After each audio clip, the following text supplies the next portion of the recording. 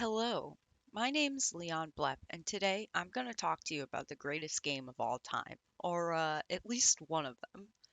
If you had a chance to look at the title, which I assume you have, you'll know that we're here to talk about the third installment in the Elder Scrolls series. And if you haven't played it or picked it up in years, here's 21 reasons why you should still be playing Morrowind in 2021. 1. Customization. This game is fully customizable in true Bethesda fashion. You create your character, take a personality test, choose from a list, or create your own from scratch character class, enchant your own weapons, armor, and accessories. You can even design and name your own spells, conveniently figuring out all of your weaknesses in the process. There's a bunch of different clothes you can wear with tons of layering potential, and that's all within the base game.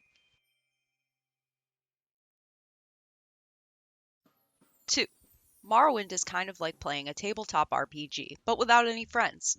The dice rolls, though invisible, are very much happening, and they're just as cruel as your novelist DM friend's $50 set from that comatose local game shop. Just try knifing that mud crab behind the lighthouse with that rusty blade you found that I think was meant for Hriskar's throat.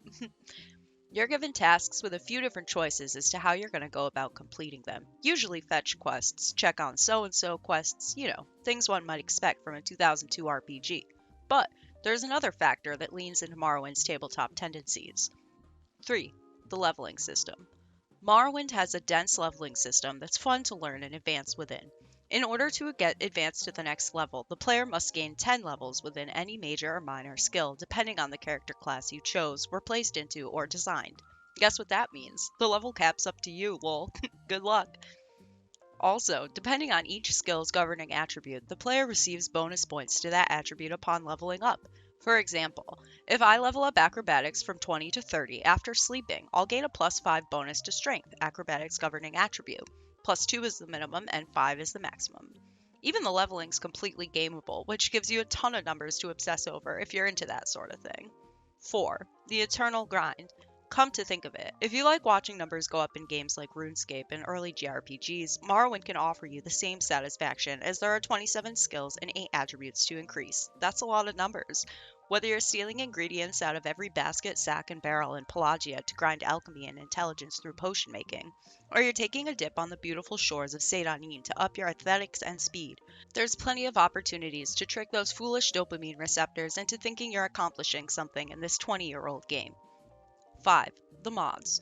And because this game is almost 20, that means there's 20 years worth of incredible mods. The modding community, easily accessed by the Steam Morrowind community tab or wherever you like to read other people argue about games, has been active and thriving since the beginning. In fact, the best way to play Morrowind on a modern computer is by using openMW, which isn't a mod per se, but a Bethesda-approved full game engine recreation that aims to fix basically everything wrong with the original. Before I found this, I was a hardcore vanilla enthusiast, but openMW doesn't change any game content, just the engine. But if you do like mods, there are literally hundreds to choose from that should solve any of your aesthetic or technical issues with the base game. Links provided in the description.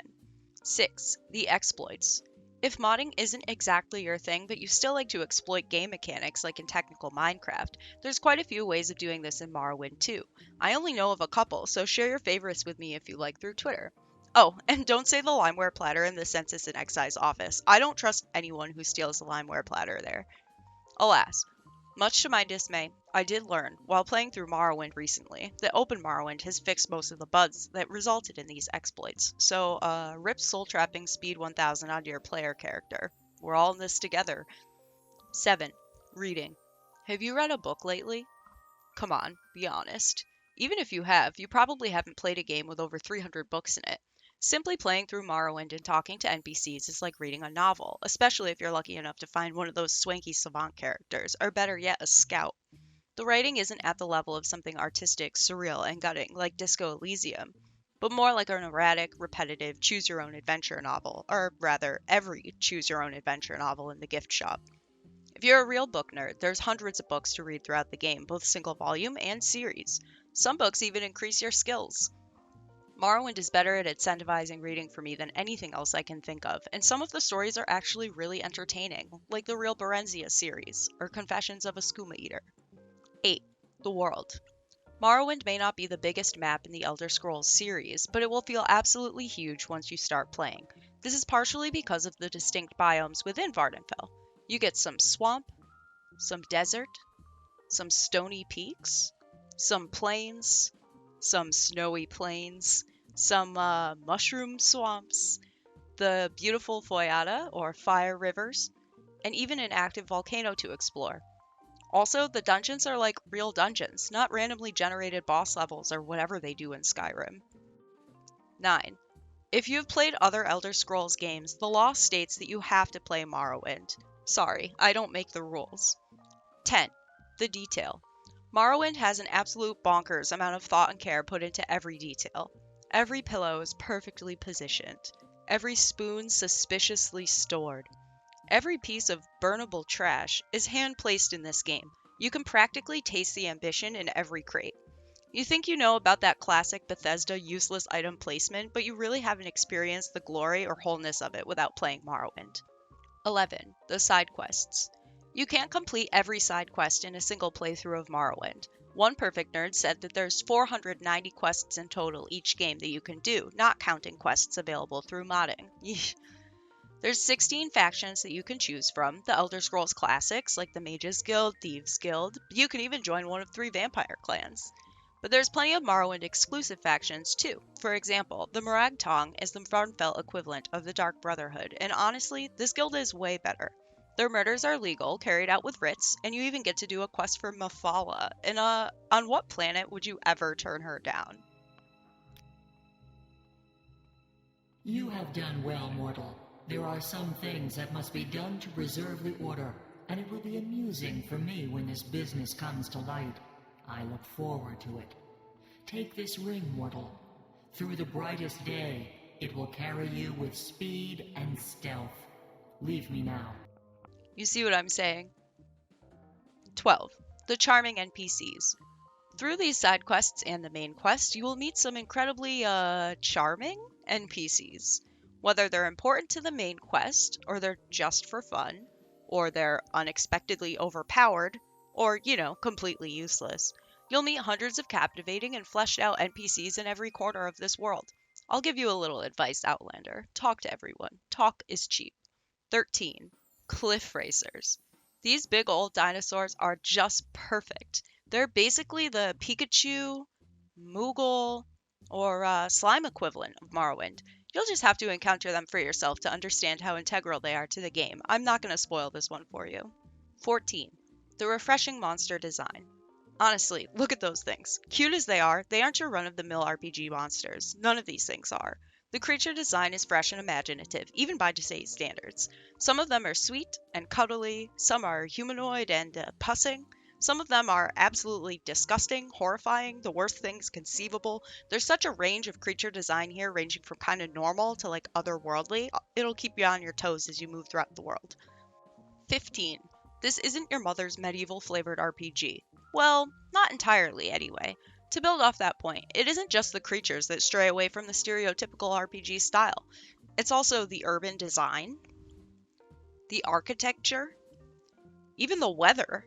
Yeah, sure, there's a little deplorable imperial bullshit scattered about here and there, but Vardenfell, for the most part, is relatively untouched by the Empire, and the places they have colonized feel otherworldly and out of place. They're harsh, unnatural constructions, feeling violent and strategically placed in the landscape, especially compared to the nomadic camps of the indigenous people of Vardenfell, the Ashlanders.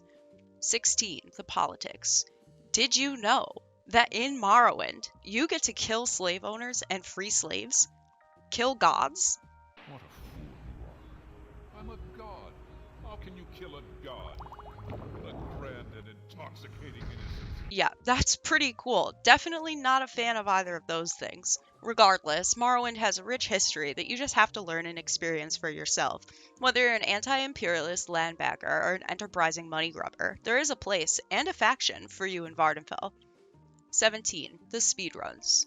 Alright, so Morrowind has incredible speedrunning potential, and it can be completed in about 2.5 to 5 minutes if you're quick. That's any percent and glitchless, by the way. If you're a speedrunner looking for a new challenge, why not give Morrowind a try? To be fair, there's one player, Volvulus, who's objectively fastest. I mean, really, this dude comes back to wreck anyone and everyone who might steal the title from him for a day. This is like from last week. Just amazing, really. I'll provide a link to his most recent speedrun uploaded to YouTube below. It's really a treat. 18. The memes. A vast and virtuous world of new memes awaits you once you play through Morrowind. You're unlocking a whole new skill tree here. What, you don't want more chances at laughter on the internet? I don't know. Maybe you can make some too and contribute to the culture. 19. The lifelong replay value. I've been playing Morrowind for about 17 years, okay? I imagine I'll be playing it for the next 17 years as well. Maybe you will too if you give it a try.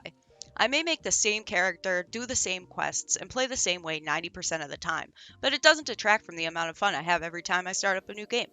Every playthrough, I learn something new. I find a new miscellaneous quest, a new dungeon, or even some new glitches. There's always something that kind of throws me. Remember how they used to rate games based on replay value and like old Game Informers and stuff? I would rate Morrowind as having a very high replay value for sure. 20. It's only $15 on Steam. You literally have no excuse. Don't waste money on new broken games. You should spend your pittance on the tried and true and highly reviewed. 21. Levitation. Did I mention you can fly? Come on.